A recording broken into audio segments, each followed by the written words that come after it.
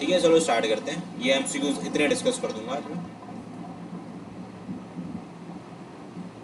देखो, अब यहाँ पे लिखा हुआ है the sum of cube roots of unity. ये बात आप सब जानते हैं कि 1 + ओमेगा स्क्वायर जो है वो 0 के इक्वल होता है, जो sum of cube roots of unity कहलाता है। अब the complex cube roots of unity are. अच्छा, complex cube root of unity होते ही हैं। एक होता है ओमेगा, एक होता है ओमेगा स्क्वायर।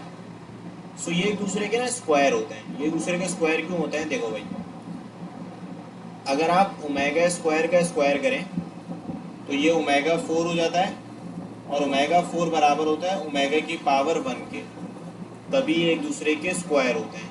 ठीक है, और इसी तरीके से ओमेगा का स्क्वायर करोगे सो ओमेगा स्क्वायर आ जाएगा आंसर। क्यूब नहीं होते हैं, क्योंकि ओमेगा क्यूब 1 होता है, और ओमेगा स्क्वायर का अगर आप क्यूब करेंगे तो क्यूब ये नहीं आएगा। ठीक है, इसी तरीके से each complex cube roots of unity is. भाई complex cube roots of unity जो है एक दूसरे के, ये प्रॉपर्टी सर ने आपको लिखवाई होगी, रेसिप्रोकल और मल्टीप्लिकेटिव इनवर्स होते हैं। क्योंकि देखो, ओमेगा को किससे मल्टीप्लाई करोगे कि आंसर 1 आ जाए? ओमेगा स्क्वायर से करोगे, जाहिर है, क्योंकि omega multiply by omega square जो होता है वो 1 के बराबर होता है। क्योंकि ओमेगा क्यूब जो है वो 1 के इक्वल होगा। तो ओमेगा का याद रखना, मल्टीप्लिकेटिव इनवर्स या रेसिप्रोकल। ओमेगा का मल्टीप्लिकेटिव इनवर्स या रेसिप्रोकल ओमेगा स्क्वायर होता है, और ओमेगा स्क्वायर का मल्टीप्लिकेटिव इनवर्स या रेसिप्रोकल ओमेगा होता है। ठीक है,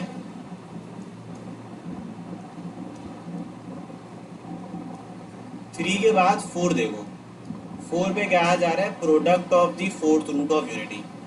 भाई प्रोडक्ट का मतलब 1 ओमेगा, ओमेगा स्क्वायर को कर दो मल्टीप्लाई। तो जब मल्टीप्लाई करोगे तो ओमेगा क्यूब हो जाएगा, omega cube will be 1। Omega cube जो है वो आपका क्या हो जाएगा? वो आपका 1 हो जाएगा। ठीक है, ओमेगा क्यूब इज सिंपली 1।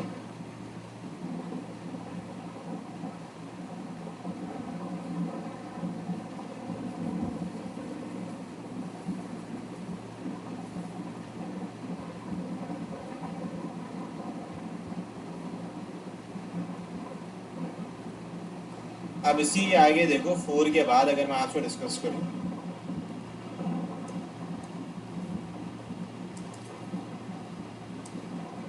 5 के हवाले से, तो 5 में क्या लिखा हुआ है देखो। 2 1 + 5 इक्वल टू 19 इज कॉल्ड। भाई इसको हम कहते हैं रेड्यूसिबल इक्वेशन।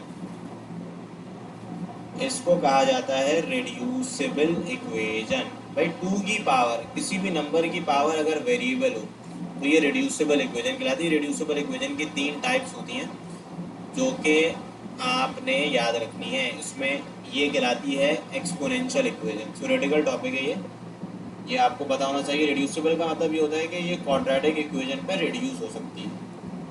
ये टाइप को आइडेंटिफाई करना आपको आना चाहिए। नेचर ऑफ द रूट्स के बारे में बोला जा रहा है। So it must be simply 2x² minus का 7x प्लस का c इक्वल टू 0। तो देखो यहाँ पे जो a का आंसर है वो तो 2 हो जाएगा, b जो है वो माइनस का 7 और c जो है वो 6 हो जाएगा। अब मैं डिस्क्रिमिनेंट की बात करूँ, सो डिस्क्रिमिनेंट इज b² माइनस का 4ac।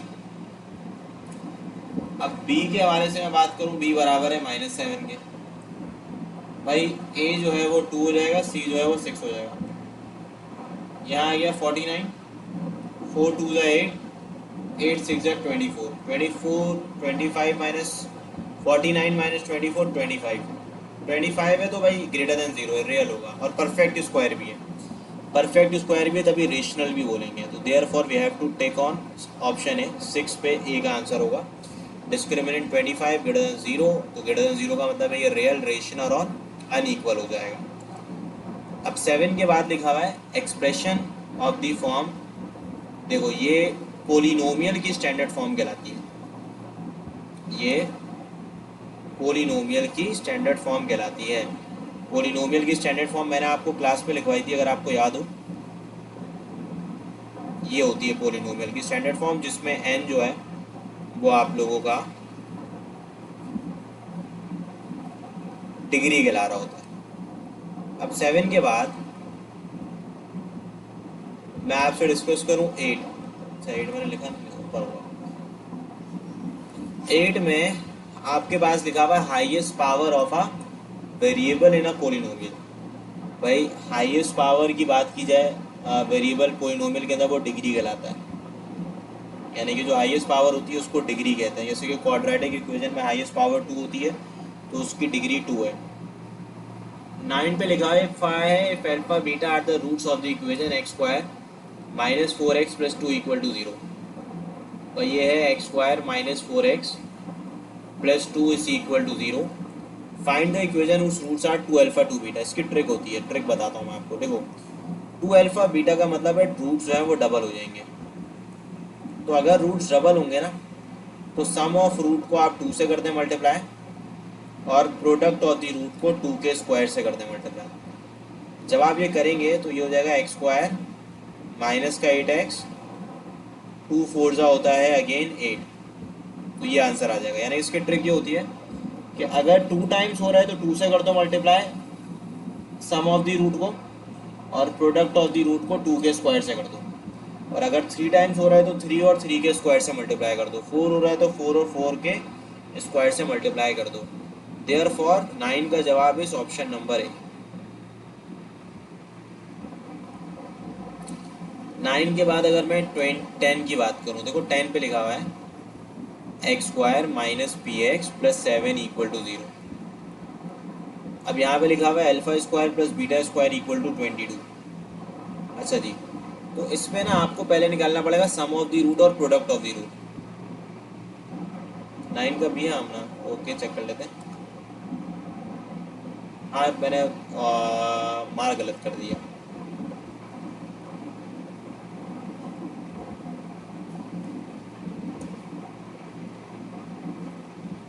ठीक है वर्दा, हो गया, सही हो गया।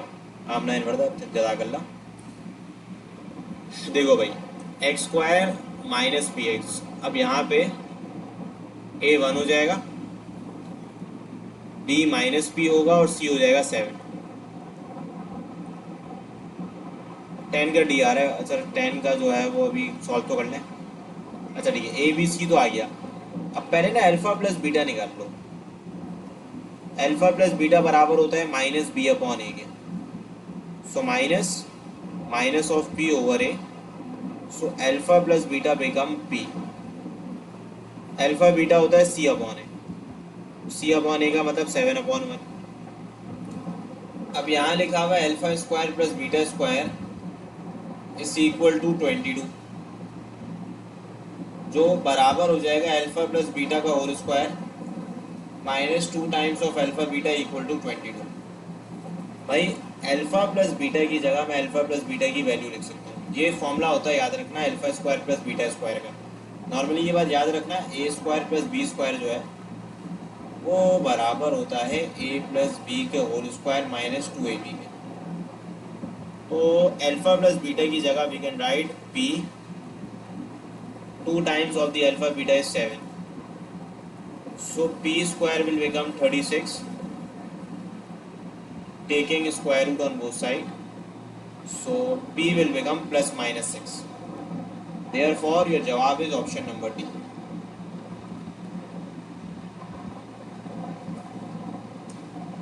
अब 10 के बाद now we are discussing 11. 11 पे क्या कहा जा रहा है? देखो 11 पे कहा जा रहा है if alpha and beta are the roots of the unity then alpha 4 plus beta 4 plus 1 upon alpha beta। देखो r नॉट लिखा हुआ होगा यहाँ पे ना, r नॉट है बेटा ये, ठीक है। r not the complex, r not नहीं बल्कि सही है। कॉम्प्लेक्स रूट्स ऑफ यूनिटी दो होते हैं, एक होता है ओमेगा और एक होता है ओमेगा स्क्वायर, रियल होता है 1। तो आप क्या करें, अगर complex cube roots of unity की बात हो रही है तो देखो इसके अंदर अल्फा जो है वो ओमेगा हो जाएगा, बीटा जो है वो ओमेगा स्क्वायर हो जाएगा। तो यहाँ पे आपने लिखा हुआ है alpha 4 plus beta 4 plus 1 upon alpha beta. So alpha की जगह आप लिख देंगे ओमेगा, बीटा की जगह आप लिख देंगे omega square, plus 1 upon alpha beta, alpha की जगह अगेन ओमेगा, ओमेगा स्क्वायर। सो ये हो जाएगा ओमेगा 4, ये हो जाएगा ओमेगा 8, ये हो जाएगा 1 upon omega cube. 1 upon omega cube 1 ही होता है, ओमेगा क्यूब 1 होता है, ओमेगा 4 ओमेगा होता है, ओमेगा 8 ओमेगा स्क्वायर होता है, यहाँ आ गया 1। इन तीनों का सम कर लो, आंसर आ जाएगा 0। ठीक है, असल पे ओमेगा 4 से पहले वो नंबर जो कि 3 के टेबल में आता है वो 3 होता है, तो माइनस करोगे तो 1 बच जाएगा। इसको भी अगर डिवाइड करोगे तो मतलब मल्टीप्लाई करोगे, 3 2 6 हो जाएगा।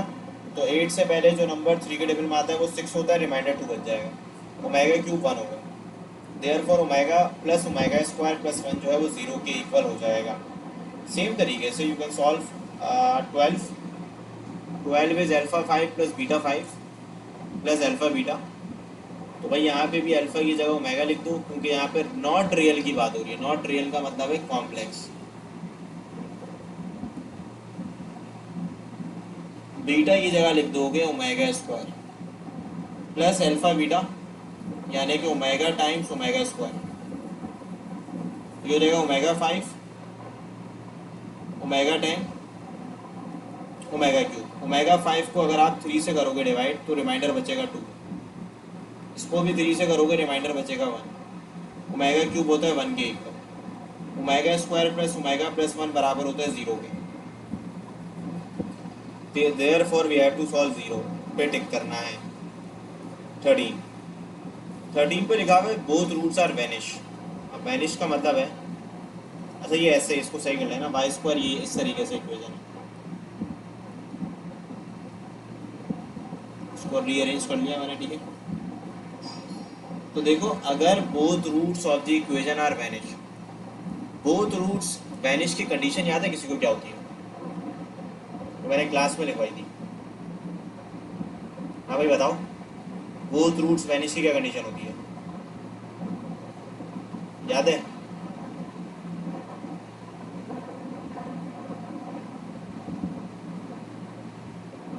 नहीं यार, चलो बता देता हूँ। देखो B0, हाँ सही बोला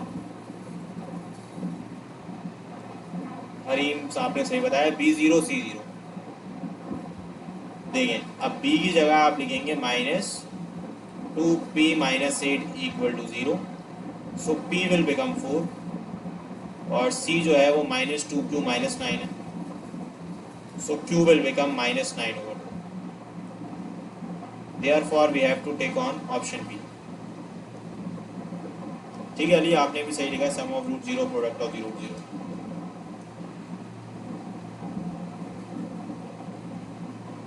पॉजिटिव है, अच्छा इसको पॉजिटिव कर देता हूँ।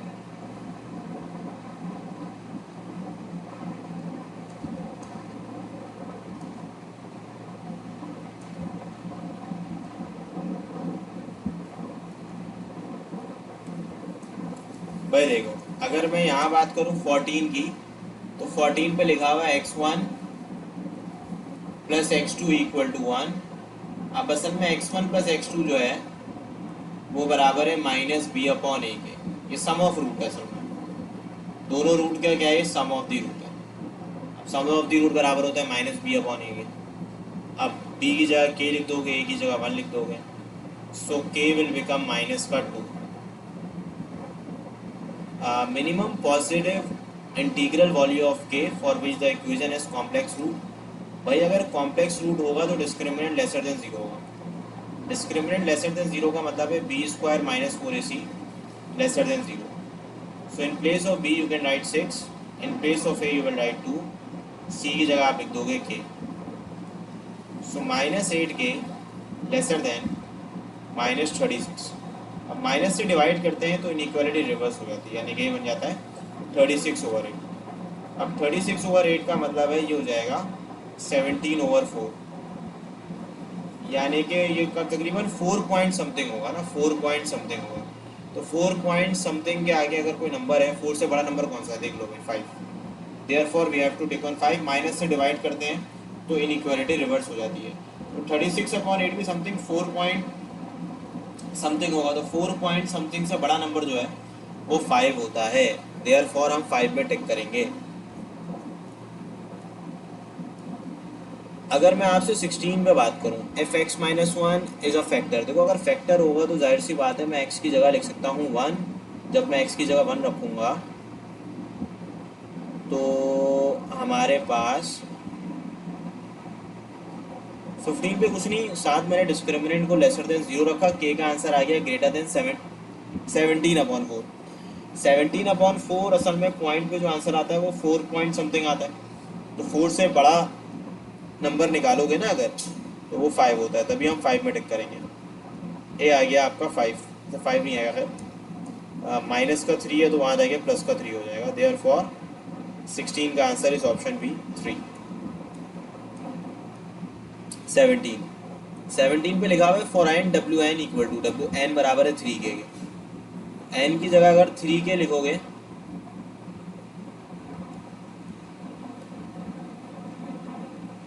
हाँ वो 18/4 है।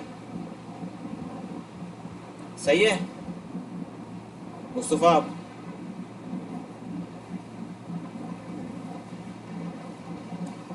देखो ओमेगा की पावर 3 के जो है 1 के इक्वल होती है, क्योंकि के की जगह कोई भी एक इंटीजर रख दो, 1 रख दो फॉर एग्जांपल।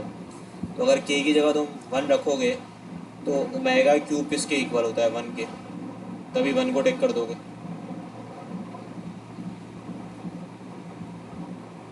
14 दिखा दूंगा चाहिए तो।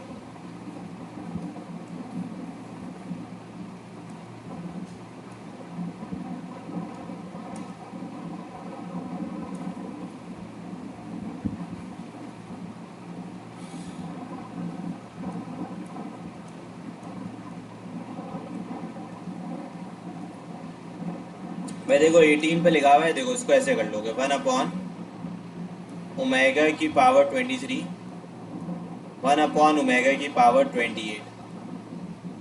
सो इसको ना मैं ऐसे पढ़ाता हूँ कि इसको 3 से डिवाइड कर दो, जो रिमाइंडर है वो लिख दो ओमेगा स्क्वायर। इसको भी 3 से डिवाइड करो, जो रिमाइंडर है वो लिख दो। अब असल में ये जो 1 अपॉन ओमेगा स्क्वायर है ये नेगेटिव ओमेगा स्क्वायर होता है और ये नेगेटिव ओमेगा होता है। कॉमन निकाल लो, आ जाएगा ओमेगा स्क्वायर प्लस ओमेगा। अब ओमेगा स्क्वायर प्लस ओमेगा बराबर होता है -1 के।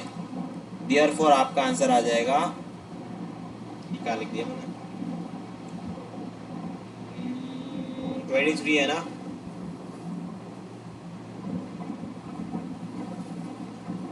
1 अपॉन, ऐसा उल्टा लिख दिया सॉरी। 1 अपॉन ओमेगा स्क्वायर जो है वो होता है ओमेगा, और 1 अपॉन ओमेगा होता है ओमेगा स्क्वायर। देयरफॉर जवाब इस -1। याद रखना ये बात, 1 अपॉन ओमेगा ओमेगा स्क्वायर होता है और 1 अपॉन ओमेगा स्क्वायर ओमेगा होता है। 17 पे क्या है, 17 पे कुछ भी नहीं है बेटा, ओमेगा 3 के लिखा हुआ है। तो आसान के की जगह 1 रख दो, जब के की जगह 1 रखोगे तो ओमेगा की पावर 3 हो जाएगी, और ओमेगा की पावर 3 किसके बराबर होती है बताओ, 1 के बराबर होती है। ठीक है, देयरफॉर आप 1 पे टिक कर देंगे।